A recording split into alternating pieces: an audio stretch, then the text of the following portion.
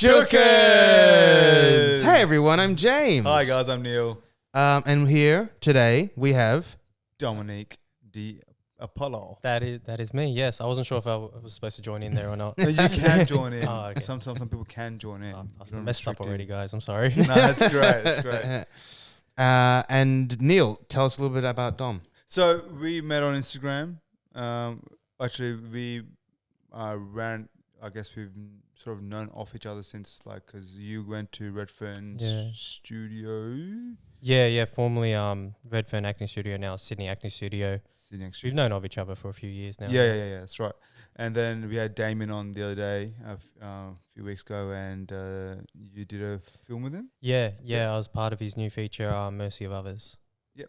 And then he just got in contact with us and started talking, and you got a show coming out. The film's done now? Yeah, the film's all wrapped. They're just working on the edit now, so hopefully it should be released sometime next year. Okay, great. Cool. And Full feature, right? Yeah. Lovely. Yeah. So, and that's for Damien. So Damien's directed that, and he wrote that as well. Yeah.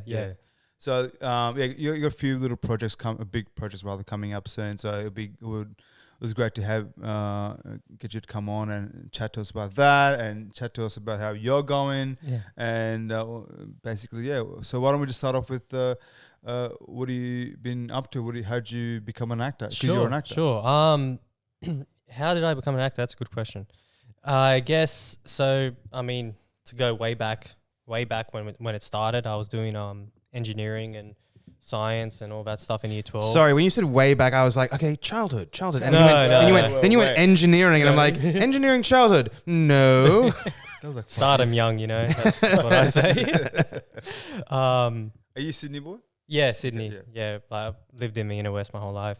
But yeah, no, because acting had always been in the back of my mind from childhood. But it really wasn't until like halfway through year 11, start of year 12, that I was like, you know what? Like, engineering's not what Iron Man does. Like, this is bullshit. I don't want to build bridges.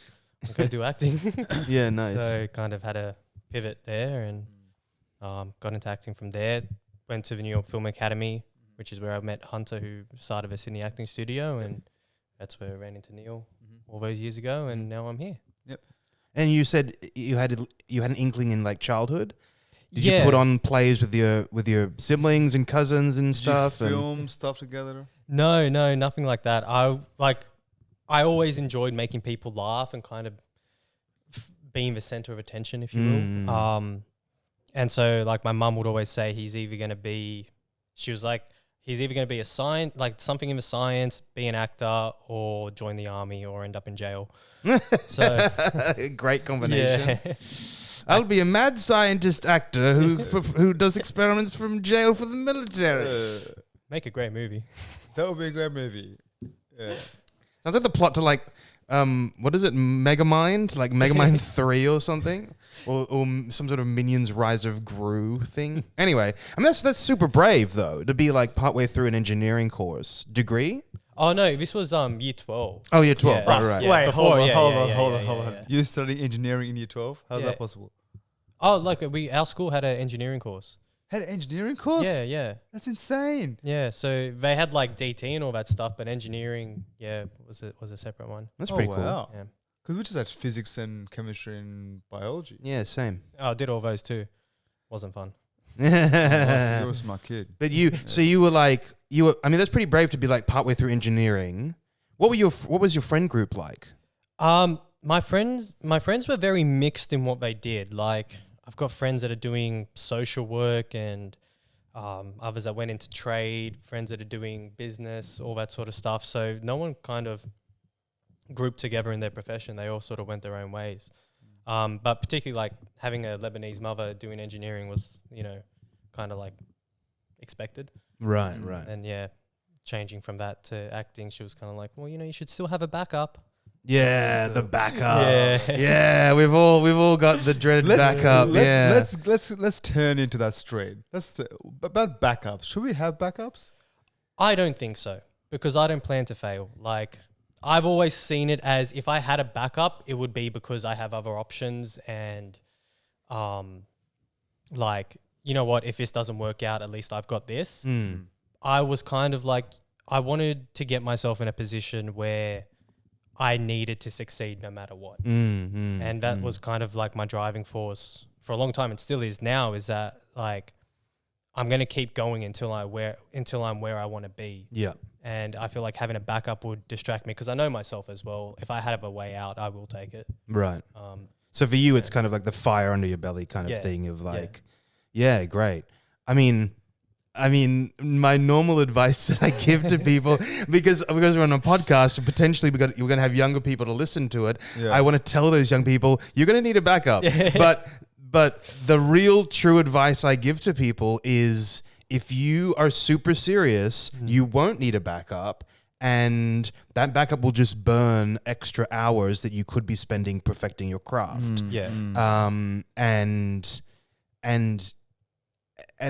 But I don't know. That's for me. I mean, I share the exact same thing of like, I suppose I'm not so much worried about failure. It's more like I only have one life. I'm giving it one shot. I've chosen to, be a creative. So I'm going to do that with this life for the best of my ability. And no matter what form, if I'm homeless on the street, there is still in some capacity, I will be trying to move forward in my creative career.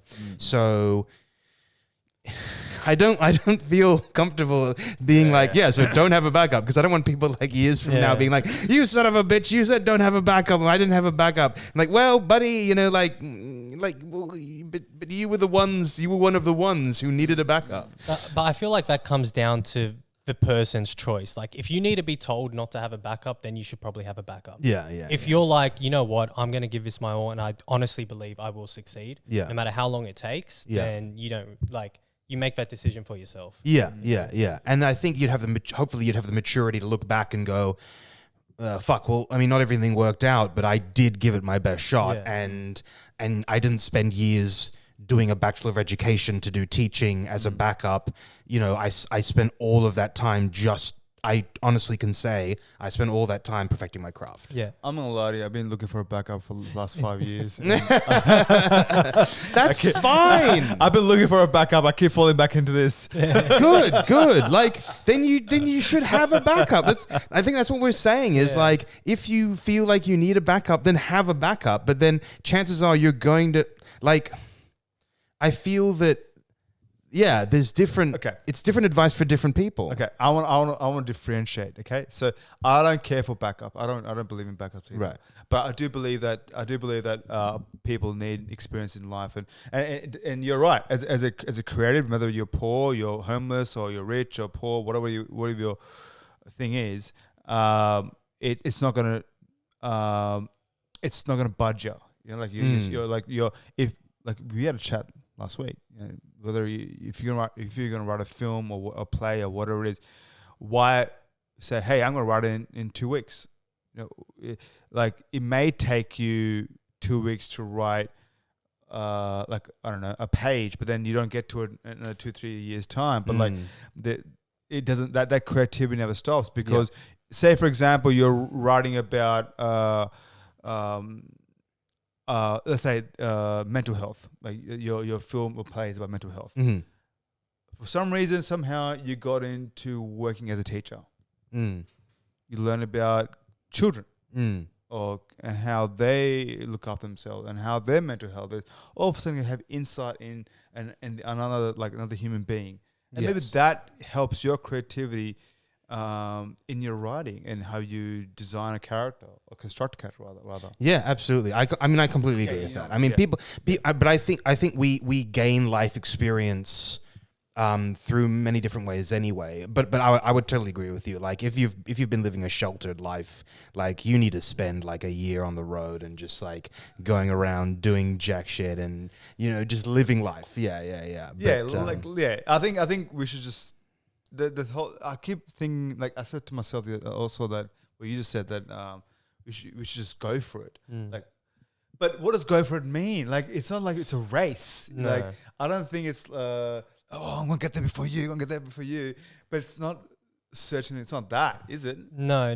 I think, and you're right, because that competitive mindset of like, I want to get there first will always like you'll lose out to it at the end of the day. Yeah. But I think you can be competitive within yourself in that, like, the urgency you put on yourself to, like, all right, well, I can either half-ass this for 20 years and I might get there, or I can really like when you're putting into it, I mean, like, you give it your undivided attention when you're doing it. Like, you realistically, you're not going to act 24/7 and you're not going to be in classes 24/7.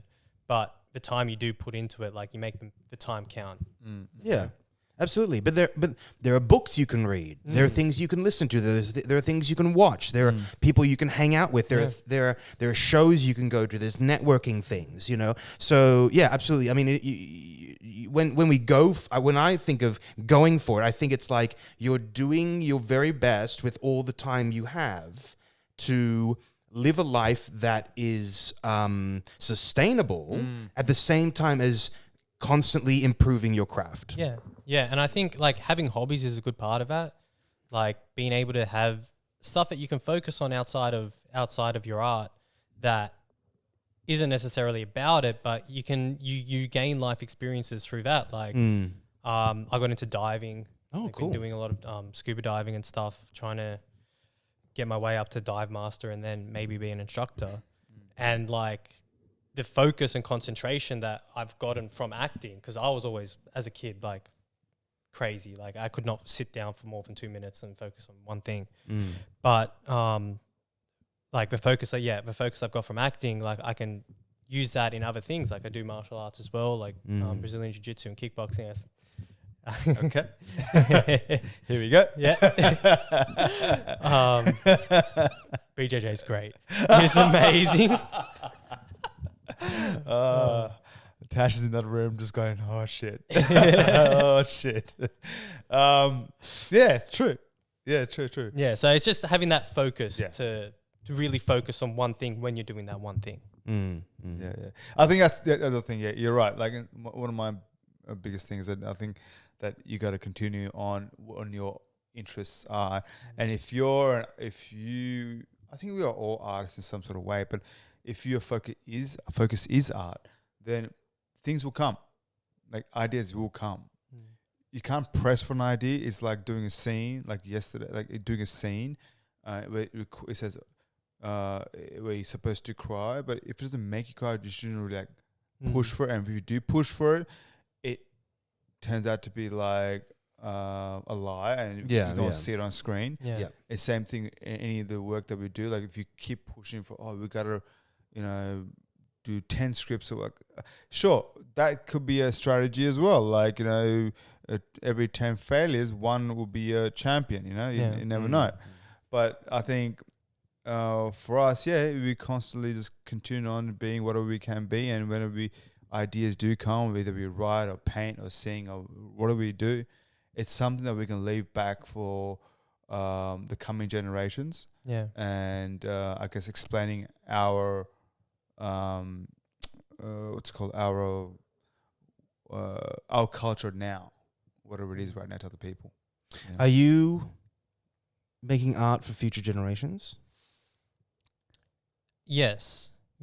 One of the things that drew me to acting was an idea, and, like, everyone's got their opinion about why people should be in acting or whatever. At the end of the day, it's whatever works for you, I think. But for me, I was always drawn to the idea of legacy, like having something to leave behind that future generations can watch, and, like, whatever the message of it is, it more is something of that time. Like, whatever art we make now is unique to this era of the world that we live in. The same way that we can do a Shakespeare. We're not going to know what a Shakespeare play was like in the 1600s, but we know what it's like today. Even though it's an old bit of written text, it's still modernized in our own way. And I think, like, the cool thing will be getting to leave behind stuff that really, I mean, depending on how the world goes, will last forever. I must admit, I'm not saying that I write or I do things for the future generation. I do things that I feel that I need to do for myself. But the indirect result of that is that that because I'm trying to be as truthful, like just what we had before, is that just trying to be as truthful and honest to ourselves, and hopefully other people will resonate to that as well. You know, like maybe you went through some traumatic stuff or went through some happy things and you want to share it, and other people can resonate to it, I guess. Yeah. That's what I think, Yeah. And this going on to the point of being, should we all be like this whole thing about being poor actors or struggling actors? Is that this thing? I feel like either people are struggling actors or people are playing struggling actors. Yeah, right. Is that a thing? So I think it is definitely a thing of like people like, oh, well, you know, the struggling actor, the poor actor, like you're just holding out for that one job, or like even that, like you shouldn't get into acting for the money. But there's a great line from one of the great poets of our time, Kanye West, who says, what is this? Like, what do you think I rap for, to push a rap for? Like, we're not doing, like, money comes as a byproduct of success. And I think we don't do acting for money, but we do acting, or we do our art to be successful. And like, it's the same way, you know, you could work at any job and be like, you know what, I want to be ambitious with my career and move up. I don't think that's a bad thing. Like, but being a struggling actor and being a poor actor at times is definitely, it's like a rite of passage almost. Yeah, I wonder if it gives us that kind of determination or drive, like what Mel was saying in our previous podcast, the idea that coming from people, homes of people of color, or people from the diaspora who have intergenerational trauma, you know, you're just built to survive. So everything you do is kind of like has a purpose, you know? So I guess the same thing as a struggling actor. It's like, well, you know, I can't just do whatever I want. I have to be focused. Everything has to have a reason and a purpose. So tell us about what your upcoming show is about. Right. I'm doing Gruesome Playground Injuries at the Sydney Acting Studio. Good little play we're putting on. I hate like describing the story of things because I feel like I always mess it up. I'm gonna look it up. What you keep talking? I'll give you my spiel. Yeah, let me know what Wikipedia says. I'm gonna look up the synopsis. Well, basically, from my opinion anyway, for me, it's the story of these two kids, and it jumps back and forward in time, a bunch of years, starting from when they're 8 years old. And it's the story of how these kids meet and they grow up, and then they not that they share, but like they have their own kind of scars and injuries that either bring them together or push each other apart. And it's kind of like that thing of, it's that thing of, you know, sometimes you have to let go of what you love the most because it might be hurting you the most. Yeah, there's a story of these two. And who's in the cast and the crew? So it was only two cast members, myself and Katerina Papasoulis. I've known her as well since the New York Film Academy, so we've been at it for time. And it's directed by Adam Dunn, who was recently in the Elvis movie. Oh, cool. That's a very cool movie. And what are you looking forward to the most about this play? So I get to do all my own practical effects. So like stuff like a blown out eye and all that stuff. So we've got to apply makeup and all that stuff. I actually just had a session with the makeup artist today, which was very interesting. So yeah, I'm looking forward to doing all that. Okay, great. So there really are visceral injuries in the play. Yeah. Okay, great. And I've definitely heard of this play before. So who's the writer and what's their history? So it was written by Rishav Jones. I hope I'm getting that right. Rajiv Joseph, that's it. It's an RJ. Yeah. I'm not too familiar with his other works. Okay. I know this one was done semi-recently with Aaron Glenay in Sydney somewhere. Okay, great. They did a read for it during COVID as well, with Rose Byrne, I believe. Oh, really? Yeah. I messaged her on Instagram to come to my show. Yeah. That's Oh, right. cool. Yeah, I saw that. Yeah. I love that. Oh, excellent. So there's clearly something powerful and memorable about the play itself, you know, that draws people to be putting them on, putting this play on frequently. What would you say? Because we were talking about legacy and we were talking about doing art that reflects right here and now. What would you say is the best thing about the play in terms of how it reflects what we're feeling right now? I think, like, especially post-COVID. yeah, I think post-COVID, like, obviously mental health being a big issue in our society. For men, I know it's a big issue, and for women as well. But I think what's nice about this play is it doesn't, like, not to give away the ending, but you don't know whether these kids have a happy ending or not, you know? And the damage that they kind of inflict to themselves is, like, pretty extreme in some cases. And it's like, it's not like the pretty sort of romantic story that I guess a lot of people are used to. Mm-hmm. And that's the thing, especially after COVID, like, everything's a mess, you know? And so it's cool to get to do something that's not going to be neat and clean. Okay. So it's... Do you want me to quickly read the synopsis? Go for it, yeah. Quick. Okay, so it's not a typical love story. So Doug and Kayleen meet at the nurse's office in their elementary school. She's got a painful stomach ache and he's all banged up from a running dive off the roof of the school. Over the next 30 years, these scars-crossed lovers meet again and again, brought together by injury, heartbreak, and their own self-destructive tendencies. With great compassion and humour, playwright Rajiv Joseph crafts a compelling and unconventional love story about the intimacy between two people when they allow their defenses to drop and the wounds to show. Bengal Tiger at the Baghdad Zoo. He also wrote that one. That's great. Oh, so yeah. Okay, excellent. It's a very interesting playwright. How have you been preparing for this role? Like, what kind of, as an actor, what kind of things gave you insight into performance? Well, this role, I think, particularly was difficult because going back and playing like an 8-year-old and trying to be convincing is hard. And like, one of the most common like sort of feedbacks I get is he's 8, not 5. So I can do 5 really well. You can do 5 really well. So 3 years in between I'm struggling with.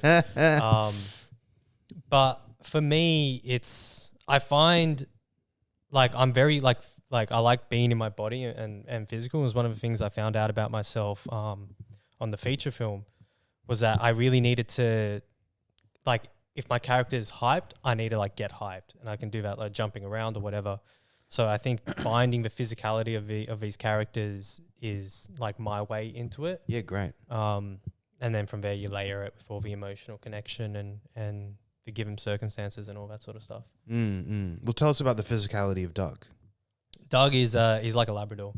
Okay. So like if you do any animal sort of work, like researching Labradors or just going to a dog park and looking at them, golden retrievers, it's good work. I highly recommend it. And they can eat themselves to death. Eat themselves to death. Yeah, they can. They'll just stop. They won't stop eating. Literally, like it's I Labradors. thought you were talking about them eating like Yeah, actual themselves. arms. Themselves. Yeah, No. I had a really weird in my head. That is which could be a great horror film Okay. or thriller. I don't know. So you mean they won't stop eating? They'll keep eating. You just put food in them and they just keep eating and eating my and eating and gosh. eating. Yeah, they just keep eating. Yeah. We had a They're very food oriented Yeah. dog when you train them stuff. yeah. Food's We had a golden Labrador retriever. She was so smart. She would like wake up in the morning and appear to like my dad who got up first, as if like, oh, it's time for food. And then my dad would give her food, and then she'd finish that food. Then when my mum would wake up, then she'd come to my mum as if she hadn't eaten yet, and it was like, I'm hungry. Like, we need breakfast now. So we were feeding her double breakfasts like every morning. Yeah. Yeah. It's not a joke for them. No. It's easy. Yeah. Every time I actually like, I have a standard poodle, and back in Canberra, and he's been attacked twice by a Labrador, but he grew up with his two best mates were a German Shepherd and a Husky. Oh, Yeah. wow. So when they were growing up, but he got attacked by Labradors because if you go near the water or their food, it's like game on. Yeah, it's game on. Yeah, that resource protection. Yeah. I've got a Rottweiler. He's the sweetest thing in the world. So easy to train. Yeah. Oh, genius dogs. Yeah. Genius. I had a Rottweiler cross German Shepherd. Best $50 I've ever spent. Yeah, it's great. What do you mean best $50? He's $50. Wait, you kept him as a pet? Yeah, I paid $50 for him. Where is he now? He's on the ground, 6 weeks under. Oh, okay. He had a heart murmur, he died. Oh, okay. I was 19, I was 20. Oh, okay. Oh, right. But You're talking about him in form of money. It's just like, what? It's like, what relationship did you have with this wonderble creature? I had a great relationship with him, okay? It was great. Okay. But yeah, very, very easy to train. Yeah, Right. So so you thought that your character was a Labrador. Yeah, just that kind of like Labrador Golden Retriever energy, you know, always hyped, always want to play. So he's very like up and like energetic, like, you know, he wants to, you know, always dance and run around and in the first scene ride his bike off the roof. That sort of stuff. And then like as he gets older and the injuries he has kind of set in and all that, like his movements slow down a lot as the years go by. So it's cool having that arc of like a lot of energy when you're young and then showing it decrease. This is the part where I go into your background. Go for it. Of you being an ethnic. Yes. And you being a Lebanese, Italian. Yes. Italian Lebanese, yes. Italian Lebanese. Yeah. Which sort of Why?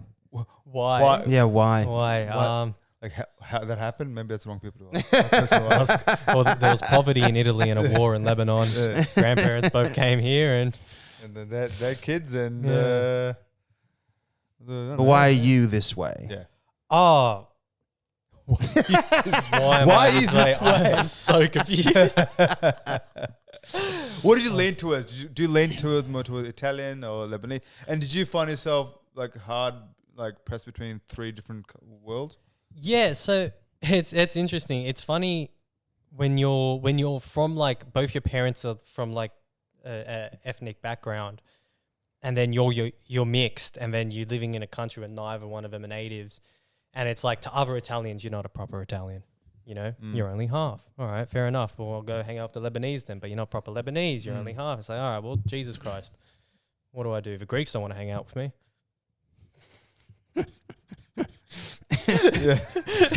Great. I thought we didn't want to go into politics. Yeah, I thought you did. Yeah. We could go into it. That's schoolyard politics. Yeah. But what does that mean for like? Do you consider yourself Australian then? Growing up, there was this kid that I was kind of related to in a way, I guess. But he had a great saying. He would say, you know, I'm 50% this and 50% that, but 100% Australian. I like that. Yeah. You know, because I think we are in a multicultural country, and the way, and like obviously all the issues that come along with that, Australia still being behind in regards to inclusivity and like racism, really. But I think, yeah, like if we can all just adopt that mindset of like, all right, well, you know what, I'm still proud of my heritage. 'Cause that's the thing. I'm very proud to have Italian Lebanese parents. You know, I love all the things that come along with it. But I still think Australia is a great country. You know, I think it's, you know, I'd say it's like the best country in the world. That's why my grandparents moved here, you know? And I think the opportunities here for us all are really good. So, yeah. I feel like all the ethnics here are like, oh man, it's fucking hard in Australia. Mate, do you want to go back to fucking India? You know how tough is it? Yeah. You know how tough it's going back to these like developing nations. People are like actually struggling every single day. Yeah. Like it's tough, man. It's really tough. And yeah, we struggle with racism here. Yeah, we struggle with like finding ourselves. But that's something most people do as well. Like, you know, the country. Like, but it's in terms of economically and financially, we're here. Like, if you lose your job, you can go and Centrelink here for a while. You know. I would say I want to see more representation across the board from all races. Like, I think it's getting to a stage, but it still kind of has that tokenism attached to it. Like, one thing I hate is seeing all those shows where it's just like, all right, well, we're just going to put this person of color in, or we're going to put this ethnic person in just because we need color in it. And it's like, well, let's do it because, one, they're the best person for the job. So, like, maybe open your castings up to a few more, you know, to other races and stuff like that. But, yeah, I like Italian Lebanese, like, it'd be great to see more of that. I know there's a small community here, but it is sort of growing with, like, the Lebanese film community here. But, yeah, like, I want representation for everyone. I think that's one thing I'd say all the time is that, yeah, I do think that I am an Australian, you know, and that's, I mean, that comes with writing and what we all do. Like, we all do, we all write and we all acting things and we know people, like, you know, and I'm sure it will come slowly, but I mean, we had Priscilla on, and she's Lebanese, and she was on our last podcast last year. And a cool thing she said is that, yes, okay, cool, representation in front of the screen. We need more representation behind the camera and be in the backstages and in the makeup chairs, in the makeup rooms, and all that design, all that. That's where we need all different types of people, and that's the reason for, like, our podcast, so people can hear it and watch it and say, hey, these people are doing exactly the same as us, you know, whatever, you know, like, get on top of it. So then you and I guess, I guess formally I'm an actor. I'm not formally a writer, you know. I don't know if I can call myself that ever, but it's people like him who is an amazing writer. He's an actor, but there's something in him that makes him, I want to write.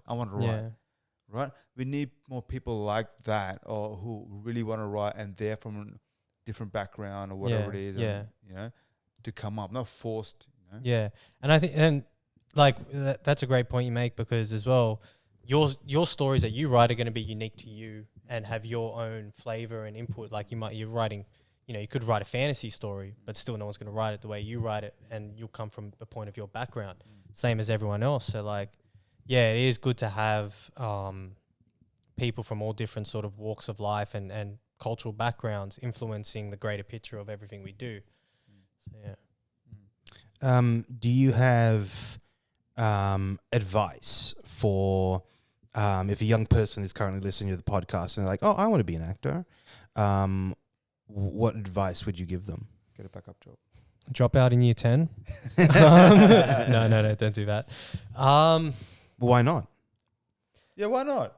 I think gotta be careful here. No, you don't have to be careful. No, you don't have to be careful. You don't have to be careful at all. Nobody's That's gonna. the thing. Nobody's gonna come up to you in 10 years' time and going, "Hey, Dom, you told me to drop out of year 10, and look what I am now. I'm a fucking failure." Well, yeah, you know what the interesting thing is like, I would say great, but then you're like, all right, cool. First step, I want to go to drama school, and I think drama school is a great experience because it instills in you what you need to make it. Like, if you're doing something every day, and they're like, you got to show up on time, you got to know your lines and all this sort of stuff. Yeah, doing something every day. That's going hard. Yeah, you know. Yeah.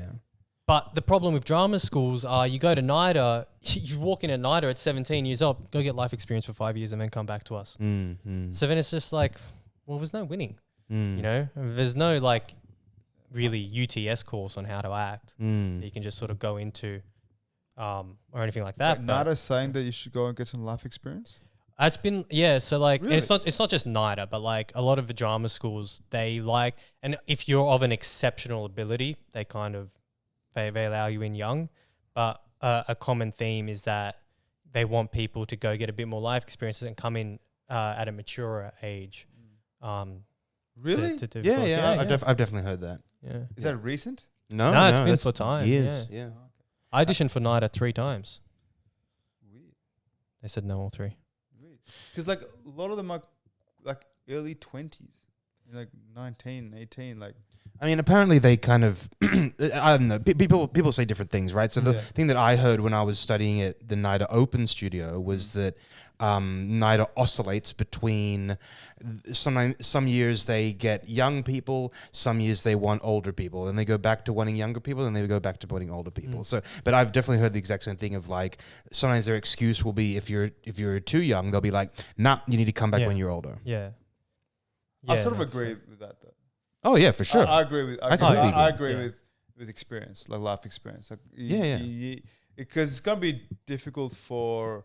I mean, I remember Tom Hanks saying this on one of the interviews he was on. He said, "Is it possible to be funny if you grew up with a pool in your backyard?" Yeah, you know, like, yeah. But I think I've heard that. like, it's important to have experience and how you're gonna. I think what's their they mainly do Stanislavski. What's their methods? I don't know anymore. Frankly, ever since Kevin Jackson left, it all went to shit. So, well, yeah, I guess I'm on record saying that now. Yeah, it's okay. It's okay. We agree. I know, but a lot of people do agree that. Yeah, we go with that. I think they've mixed their teachings now. So like they touch on everything. They do Stanislavski, Meisner, all the bit of Adler. The reason I was saying that because a lot of it Stanislavski is taking from your past experiences. Yeah, sorry, that's incorrect. That is factually incorrect. Sorry, that's incorrect. That's building character from doing background and all that kind of stuff, right? Well, given circumstances. Given circumstances, yeah. I like that kind of like method. Is that what was I talking more method Meisner thing? Method and Meisner is different as well. Yes. People just think method, Stanislavski, they tie it all in the same bundle and they're like, oh, it's emotional recall. Stanislavski on his deathbed turned around and was like, this is wrong. Like, let's not do this. Yeah. But there are a few diehards out there that kind of stick to it. Yeah. Like at the end of the day, if it works for you and you're safe in doing it, whatever works. Yeah. And you're not a dick to other people on set. That's a big thing. Don't be a dick. If you're watching this, don't be a dick. Has there been people being dicks on the set?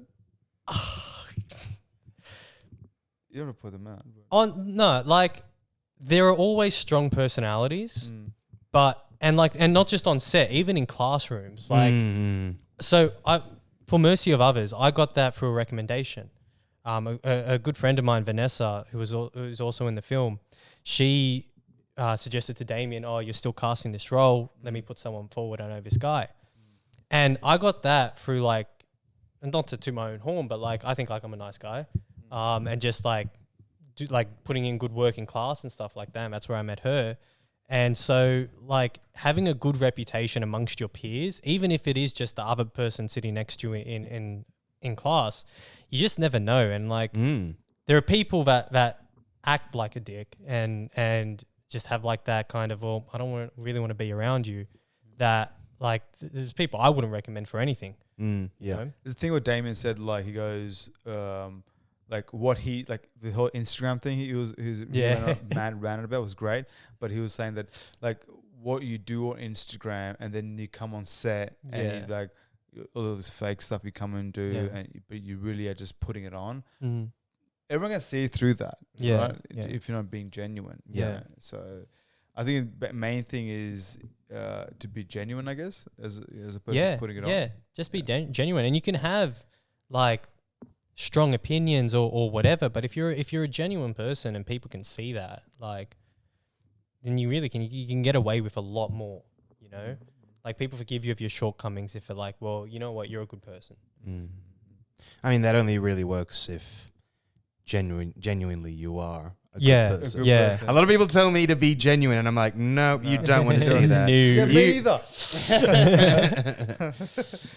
But if you're genuinely an asshole, I'm genuinely an asshole. That's okay. No, it's not. I cannot be genuine. I should not be genuine. Okay, I'd rather you be asshole in my face than be an asshole behind my face and Oh yeah, okay, that's different. That's different though.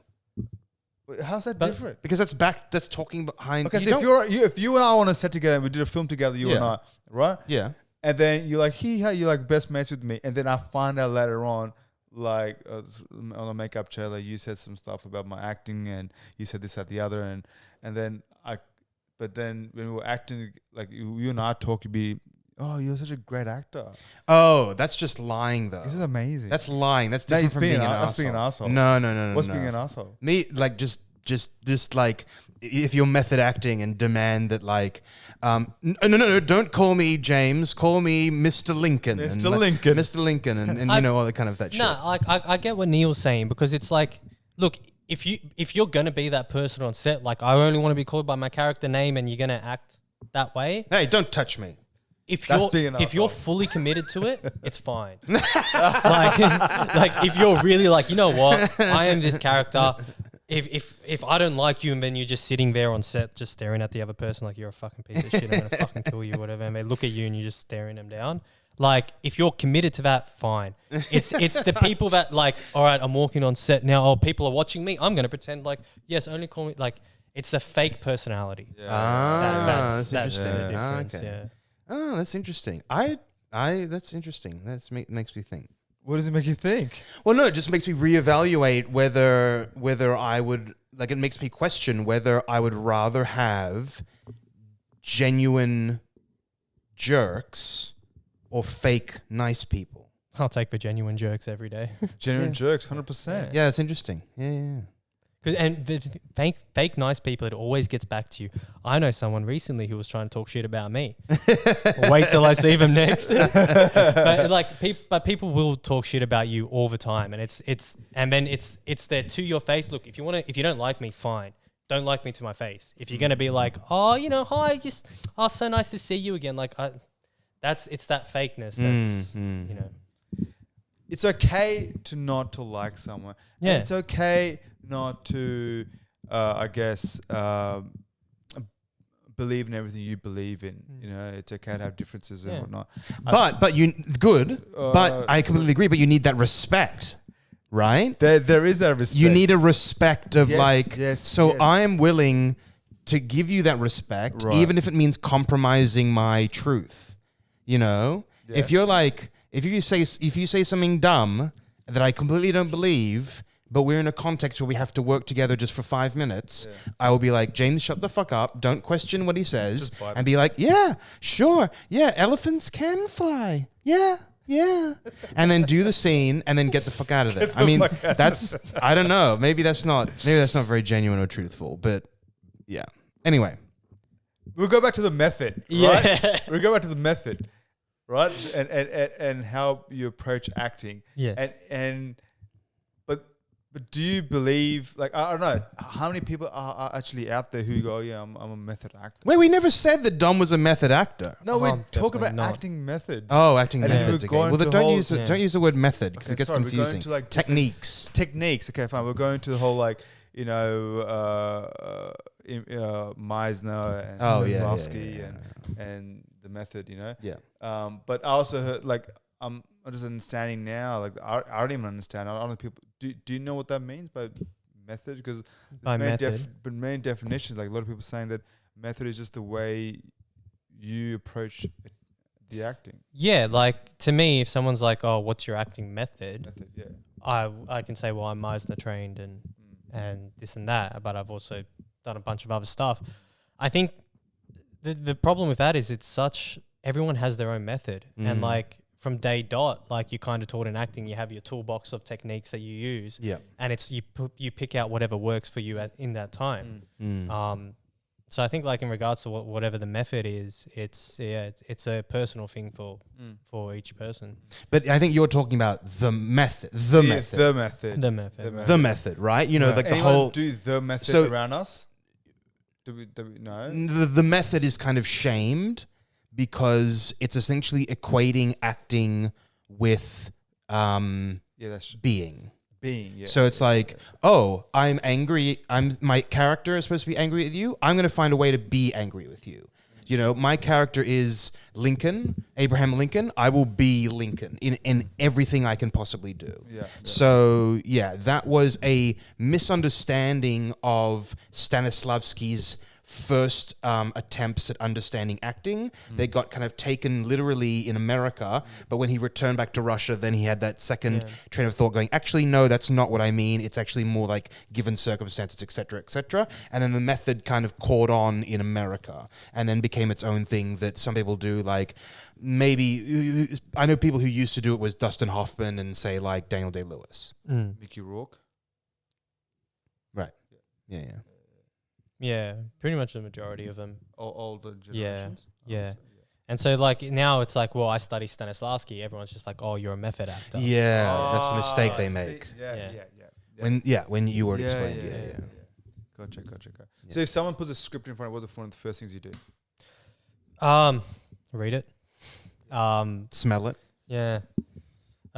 What's that line? I don't read script. Script reads me. No. I like to I'll read it first. Like if I know what character I'm playing, read it first. Like I always like learning the lines first. Once I know the lines and I can play within them, then so like I'll try and learn them by rote and just know them like ABC. And then from there, start building all the, like, work out my relationships with people, work out the emotional connection to it, what it means to me, and then, kind of go from there. And nowadays, because we all have to do self-tapes now, do you use the same approach of self-tapes, same thing? Self-tapes, it depens. Like, is there a quicker process? Because sometimes we only have a few hours to do self-tapes. Yeah, like, it still starts out the same for me. Like if I get a self-tape and depending on how much time I have, lines first.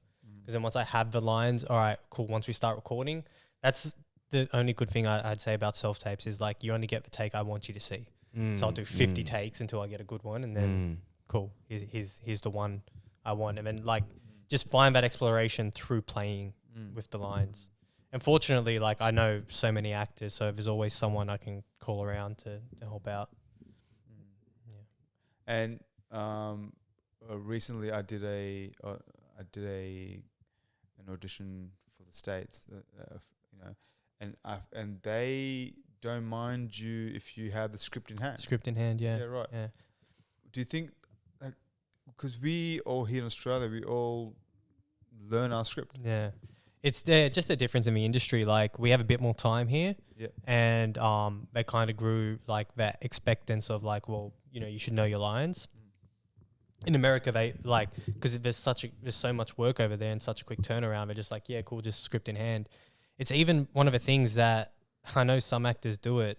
If they know their lines, they'll have their script in hand, and like they'll fully prepare their audition and have it ready to go, and just hold their script in hand. And then that kind of says to whoever's watching it, the casting director, oh well, he's still working on it. He's not sure with it, but they'll have the full performance mapped out in their head. They're like, oh, wow, if he's this good, imagine when he gets to work on it. Little tricks you do. Nice. Yeah, I like that. Well, thanks, Dom. Thank you guys very much. Thanks so much for coming in. Been a pleasure. Yeah, thanks for coming on. Yeah. And I will come to your show. Yes, please do. I would love to. It'll be a good show. Come and watch it. And also your film with Damien's going to come out and hopefully Damien will let us know when that's out. I'm sure he will, yeah. And thanks for coming on, and keep supporting us. We'll support you as well. For sure. Thank you guys. And Chookas for all the rest of your things. Yeah, Chookas, man. Yeah, man. Thank you. Thanks, guys. Thanks so much for tuning in. 13th episode. Yep. And we'll hear from you next time. And see Sounds good. Take it, guys. Absolute pleasure. Bye.